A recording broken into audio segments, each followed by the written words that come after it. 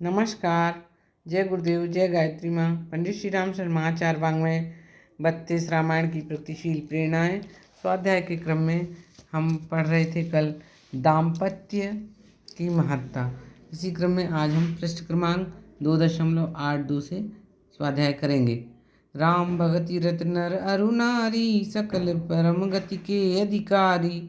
उत्तरकांड में ही काकभूषुंडी संवाद के प्रसंग में स्वयं भगवान नारी के लिए रास्ता खोलते हुए कहते हैं, नर नपुंसक नारी वा जीव चराचर कोई, सर्व भाव भजी कपट तजी, मोहि परम प्रिय सोई। इतनी बात स्पष्ट कही जाने पर भी नारी पर अवांछनीय प्रतिबंध लगाना किसी भी विवेकशील के लिए उचित नहीं। मध्यकालीन अंधकार युग में नारी का सम्मान गिराया गया, उसे नर की संपत्ति घोषित किया गया और तरह तरह के बंधन लगाकर पराधीनता के पाश में जकड़ दिया गया। इस अनाचार से न केवल नारी ही गुजरी स्थिति में पहुंची, वरन नर का भी भारी पतन हुआ। इस अनाचार के लिए ब्रह्मा जी पर व्यंग एवं आक्रोश व्यक्त करते हुए तुलसीदास जी लिखते हैं कि उसने नारी को ऐसी परिस्थितियों में क्यों डाला जिसमें उसे पराधीन रहना पड़े। पराधीनता में तो किसी को सपने में भी सुख नहीं मिल सकता।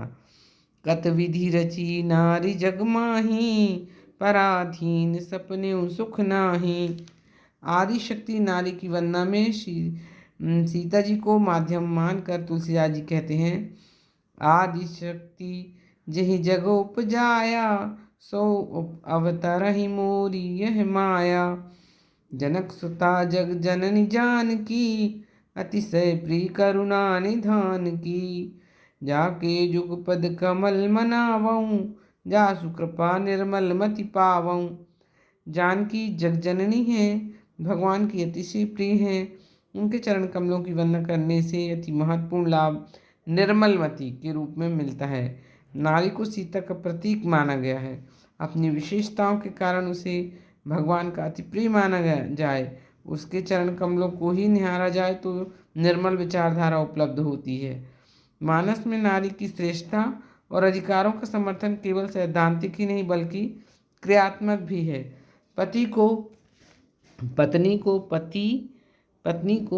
पति की सहयोगिनी होना चाहिए, किंतु पति द्वारा भूले होने पर उन्हें सही आचरण के लिए परामर्श देने का पत्नी को समान अधिकार है।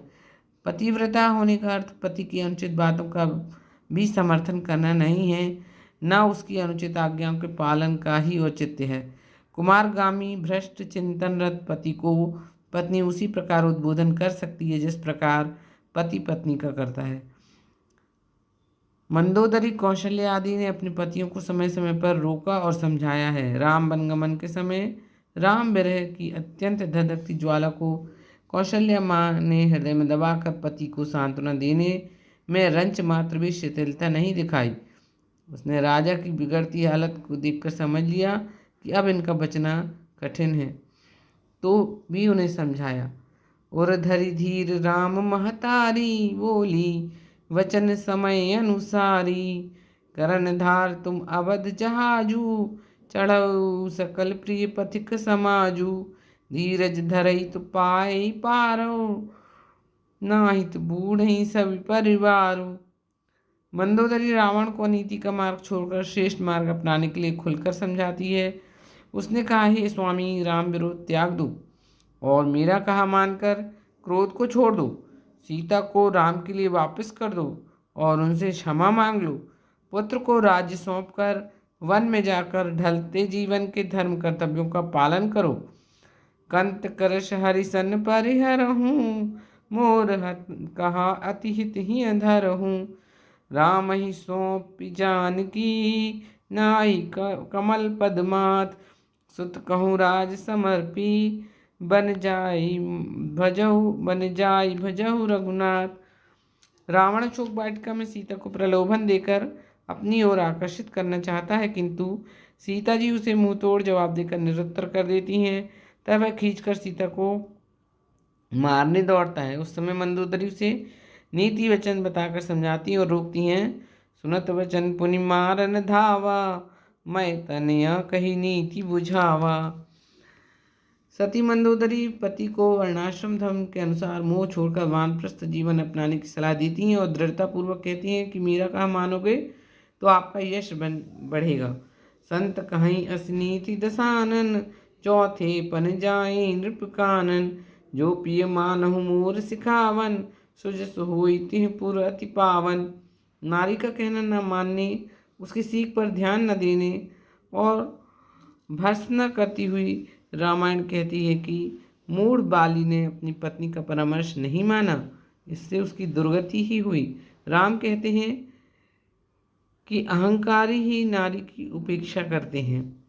मूढ़ तो ही अतिशय अभिमाना, नारी सिखावन करसी न काना। दाम्पत्य के इन सूत्रों को स्मरण रखकर अपने जीवन में उनका अभ्यास करना चाहिए।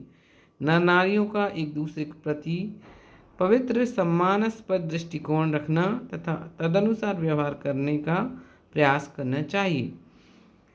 नमस्कार, आज के लिए यहीं तक। कल पुनः अगले पृष्ठ पर पुरुष पत्नी व्रत धर्म पालें, इस पर हम स्वाध्याय करेंगे।